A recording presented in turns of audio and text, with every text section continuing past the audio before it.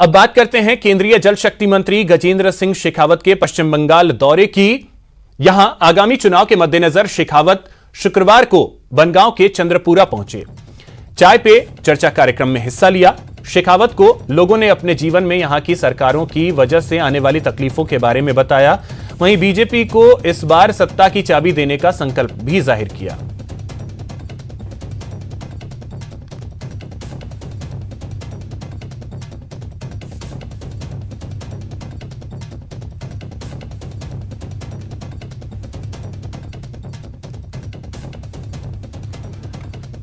तो पश्चिम बंगाल के दौरे पर हैं केंद्रीय जल शक्ति मंत्री गजेंद्र सिंह शेखावत। ये तस्वीरें आप देख सकते हैं। वहां पहुंचने पर उनका भव्य स्वागत किया।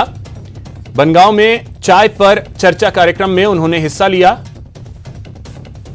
और ये तस्वीरें उसी वक्त की हैं। और चाय पर चर्चा कार्यक्रम में हिस्सा लिया गजेंद्र सिंह शेखावत ने। कार्यकर्ताओं ने उनका जबरदस्त तरीके से स्वागत किया है क्योंकि पश्चिम बंगाल में इसी वर्ष चुनाव होने हैं और इसको लेकर के बीजेपी अपनी तैयारियों में भी जुटी हुई है।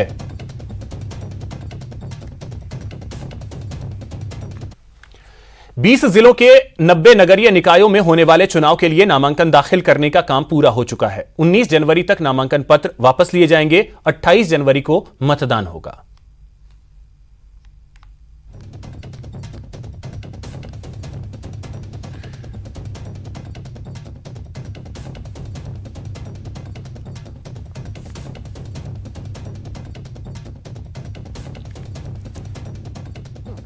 तो आपको बता दें कि 20 जिलों के 90 निकायों में चुनाव होना है। 9 नगर परिषद, 80 नगर पालिका में दंगल की तैयारी चल रही है। 28 जनवरी को मतदान होना है। 31 जनवरी को नतीजे आएंगे। आज नामांकन पत्र दाखिल करने का अंतिम दिन था और यही वजह रही कि आज नामांकन दाखिल करने के लिए ज्यादा से ज्यादा संख्या में लोग पहुंचे और दोपहर 3 बजे तक नामांकन पत्र दाखिल किए गए। अब कल नामांकन पत्रों की जांच होगी और 19 जनवरी तक नामांकन पत्र वापस लिए जा सकेंगे। अजमेर नगर निगम के 80 वार्डों के लिए नामांकन के आखिरी दिन बीजेपी और कांग्रेस समेत बड़ी संख्या में निर्दलीय प्रत्याशियों ने अपना अपना पर्चा दाखिल किया। बीजेपी ने अपनी सूची में 4 वार्डों में अधिकृत प्रत्याशी घोषित न करते हुए विचाराधीन रखा है, जबकि कांग्रेस ने 3 वार्डों में ऐसा किया है। वहीं टिकट न मिलने पर दोनों ही दलों से बड़ी संख्या में असंतुष्ट कार्यकर्ताओं ने बागी होकर निर्दलीय नामांकन भरा। नामांकन प्रक्रिया के बाद बीजेपी और कांग्रेस नेता अपने अपने जीत के दावे कर रहे हैं।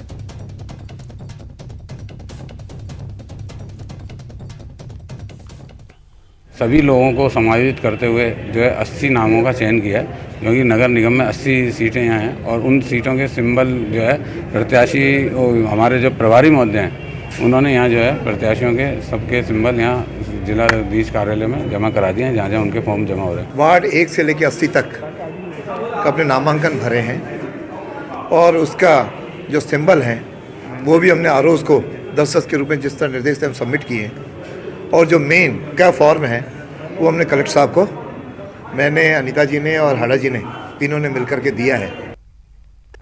निकाय चुनाव के नामांकन के आखिरी दिन डूंगरपुर में पर्चा दाखिल करने का सिलसिला जोरों पर रहा। कांग्रेस उम्मीदवारों ने रैली निकालकर जोरदार तरीके से प्रचार किया और सागवाड़ा रिटर्निंग अधिकारी कार्यालय में नामांकन पत्र दाखिल किया। वहीं बीजेपी और बीटीपी समर्थित निर्दलीय उम्मीदवारों ने लाव लश्कर के साथ नामांकन पत्र दाखिल किए। इधर सागवाड़ा नगर पालिका चुनाव में पहली बार बीटीपी के उतरने से मुकाबला त्रिकोणीय हो गया है।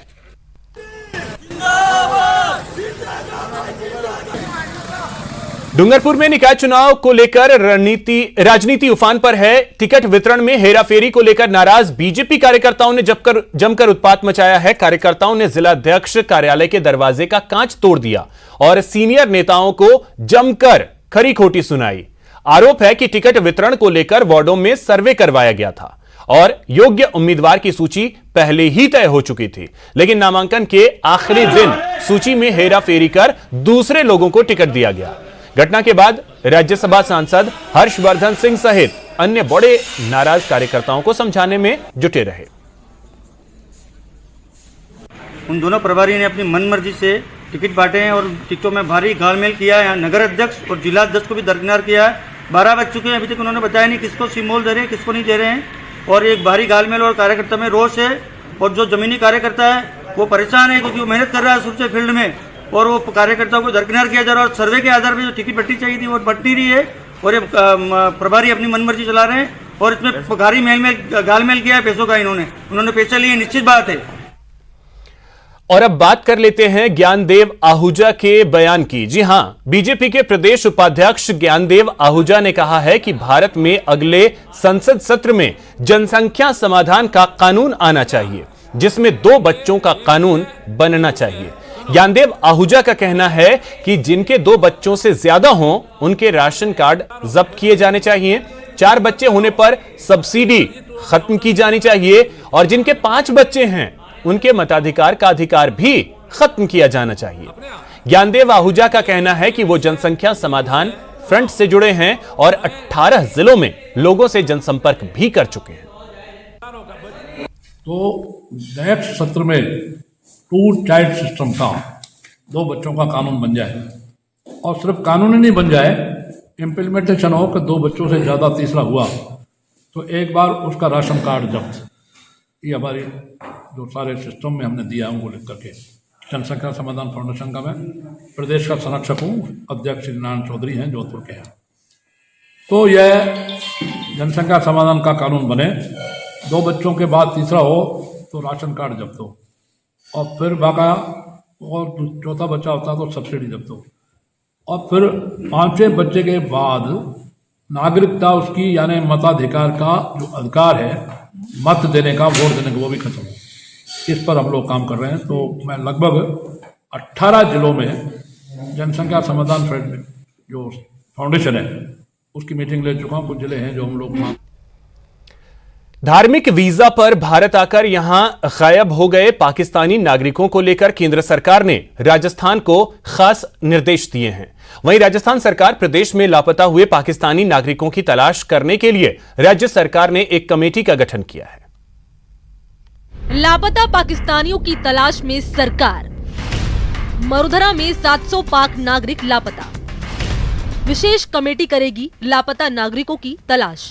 पाकिस्तान से धार्मिक वीजा के आधार पर राजस्थान आए 700 पाकिस्तानी इन दिनों लापता हैं। केंद्र के निर्देश पर राजस्थान सरकार ने गृह सचिव के नेतृत्व में एक उच्च स्तरीय कमेटी बनाकर लापता नागरिकों की तलाश कर रही है। ये कमेटी विदेशी पंजीयन कार्यालय से मदद लेकर पाक से आए 700 लोगों की तलाश करेगी। इन तलाशी के पीछे की वजह सीधे सीधे राष्ट्रीय सुरक्षा से जुड़ी हुई है, क्योंकि लापता पाकिस्तानी केंद्रीय जांच एजेंसी की जद में नहीं है। सुरक्षा की दृष्टि से पाक नागरिकों को ढूंढना बेहद जरूरी है। लापता नागरिकों की गतिविधियों पर नजर भी जरूरी है। मरुधरा में 2020 में जासूसी के 4 प्रकरण दर्ज हो चुके हैं। केंद्रीय गृह मंत्रालय की ओर से 1 जनवरी साल 2021 को भेजे गए आदेश में साफ कहा गया है कि राज्य सरकारें गैर कानूनी रूप से रह रहे पाक नागरिकों पर निगरानी रखें, धार्मिक वीजा लेकर आए पाक नागरिकों को उनके देश वापस भेजे, सभी पाक नागरिकों की सूची अलग से केंद्र सरकार को भेजे, अवैध तरीके से निवास कर रहे पाक नागरिकों का विवरण भेजे, धार्मिक वीजा के साथ भारत में प्रवेश कर फिर राजस्थान में रहने का कारण स्पष्ट करें। ऐसे पाक नागरिक जिन्हें राजस्थान में रहते 7 साल से ज्यादा हो गए हैं, उन्हें भारतीय नागरिकता के आवेदन के लिए निर्देशित करें। राष्ट्रीय सुरक्षा को सर्वोच्च प्राथमिकता देते हुए गहलोत सरकार ने केंद्र के निर्देश पर इस मामले में कार्रवाई शुरू कर दी है। वहीं कमेटी गठन के बाद गृह सचिव की ओर से वीडियो कॉन्फ्रेंसिंग कर खुफिया विभाग के जुड़े अधिकारियों के अलावा प्रदेश के सभी जिलों के अधिकारियों को केंद्र के निर्देशों से अवगत करा दिया है। प्रेम मीणा, न्यूज़ 18 राजस्थान। यहां रुकेंगे एक छोटे से ब्रेक के लिए। ब्रेक के बाद देखिए जवानों के बीच बच्चन पांडे।